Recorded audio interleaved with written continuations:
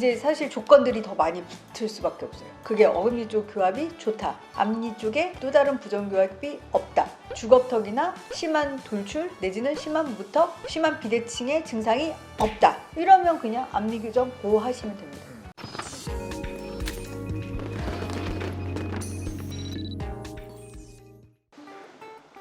안녕하세요. 최인희 치과의 대표원장 최기수 원장입니다. 안녕하세요. 최인희 치과 대표원장 이정아입니다. 네, 오늘은 앞니 부분 교정에 대해서 걱정하시는 구독자분의 사연이 있어서 먼저 한번 읽어보고 시작하겠습니다. 안녕하세요, 원장님. 거울을 볼 때마다 앞니 쪽에 부정교합이 있어서 부분 교정을 생각하고 있었습니다. 그런데 교정 관련해서 이런저런 유튜브를 보다 보니 부분 교정을 별로 좋게 생각하지 않으시더라고요. 교과서대로라면 옳은 방법이 아니다라는 의견도 본 것 같고요. 검색을 하다 보니 전체 교정이 더 좋다는 건 알겠는데 솔직히 부분 교정까지는 어떻게 해볼 수 있을 것 같은데 전체 교정 너무 비싸서요. 비싼 게 문제입니다. 혹시 부분 교정을 하면 오히려 구강 건강에 악영향이 있을지 걱정도 되긴 하네요. 그냥 천천히 한다 생각하고 전체 교정을 하기 위해 돈을 모아야 할까요? 조언 부탁드립니다.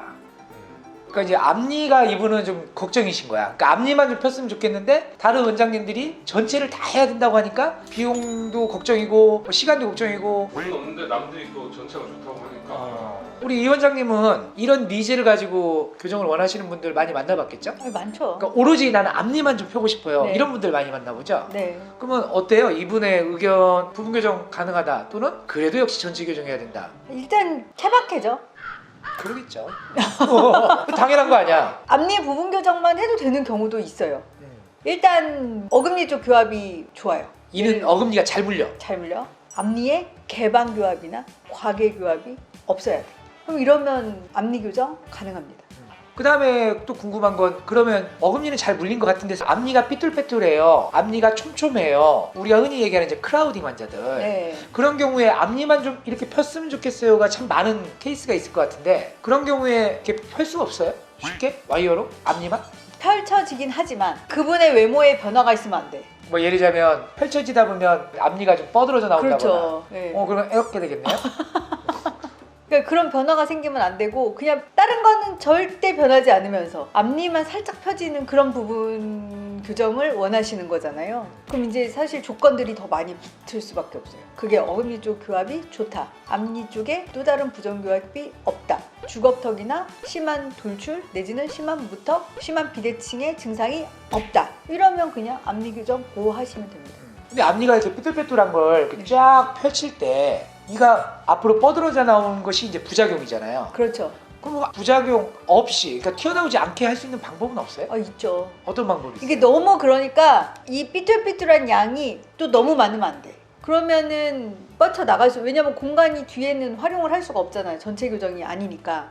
그럼 앞니 쪽에서 어떻게 꽁짝꽁짝 해야 되는데 이 부분에 그 튀어나가지 않게 하기 위해서는 일단 기본적으로 크라우딩이라고 해서 삐뚤삐뚤한 정도가 적어야 돼요. 적은 상황에서 스트리핑이나 치아의 위치를 살짝 바꿔가면서 이제 배열의 완성도를 100% 완성시켜야 되는 그런 경우인 거죠. 너무 삐뚤빼뚤이 좀 심하다 치면은 이제 사포질을 해야 되는 양이 많으니까 치아의 원래 크기가 점점점 이제 작아질 수밖에 없는 문제가 생기고 또 이가 시려진다거나 그렇죠. 이런 문제도 좀 일단 생기고. 많이 삭제하는 걸 환자분들이 또 원하지 않잖아요. 그러니까 이제 그 어떤 리미트 내에서 부분 교정의 가능성을 타진해 보고 결정을 해야 되는 거죠. 또 하나의 적응증도 있어요. 또 뭐가 있나요? 약간 나이 드신 분들, 중년. 나이가 들었는데 나 아랫니가 너무 삐뚤삐뚤한 게 보기 싫어. 점점 더 삐뚤삐뚤해지는 것 같아. 예전엔 안 그랬는데 자꾸 위에 앞니가 튀어나오고 벌어지고 해. 라고 하는데 이분들의 나이가 5, 60대 이상이에요. 이러면 부분 교정 한번 시도할 만하죠. 이런 분들은 왜 부분 교정이 또 가능한 건가요? 이 이제 연세가 있으신 분들은 전체 교정을 통해서 어금니의 어떤 그 교합, 여태까지 그 50년간 살아온 이 교합에 변화가 생기는 것 자체가 환자분들한테는 트라우마가 될 수 있어요. 그러니까 현재 교합을 내버려 두고 노화가 되면서 앞니가 살짝 삐뚤삐뚤해졌거나 앞니가 잇몸 질환으로 인해서 벌어졌거나 하는 것들은 조금 수정해 볼 만하죠.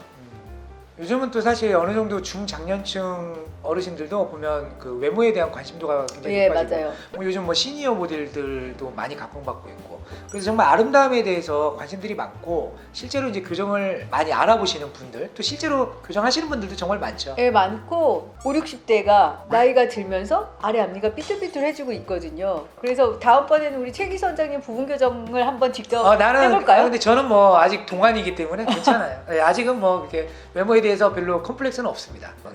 왜죠? 예전에 한번 해보려고 했는데 심사숙고 해봤는데 너무 나의 아름다움이 아직 손상받지 않았기 때문에 굳이 교정을 할 필요는 없어라는 자가당착에 빠져 있어요. 아, 맞아요. 근데 환자분이 이렇게 의지가 없으면 굳이 끌어다가 할 필요는 없어요. 그냥 네, 이분이 정신을 차리고 하고 싶다고 할 때 그때 해도 사실 이분은 힘들어할 거예요. 네. 맞아요. 그러면 우리 이 사연을 올려주신 구독자분께 어떻게 마지막으로 한 말씀 전해드리자면 어떤 것을 조언해주고 싶어요? 그러니까 제가 아까 처음에 얘기한 것처럼 일단 이분의 교합 상태를 좀 보고 부분 교정이 되는 거는 당연히 부분 교정으로 하는 거고 부분 교정이 안 되는 거는 전체 교정으로 가는 건데 부분 교정 케이스를 전체로 해라라고 하지도 않을 뿐더러 또 전체 교정을 해야 되는 경우인데 부분 교정으로 충분히 가능하다는 얘기를 하지도 않습니다. 그러니까 이제 이분에 대한 대답은 일단 나의 상태가 부분 교정으로 충분히 가능한지를 문의하시고 그에 대한 대답을 받으시는 것이 좋겠다 이거죠. 네.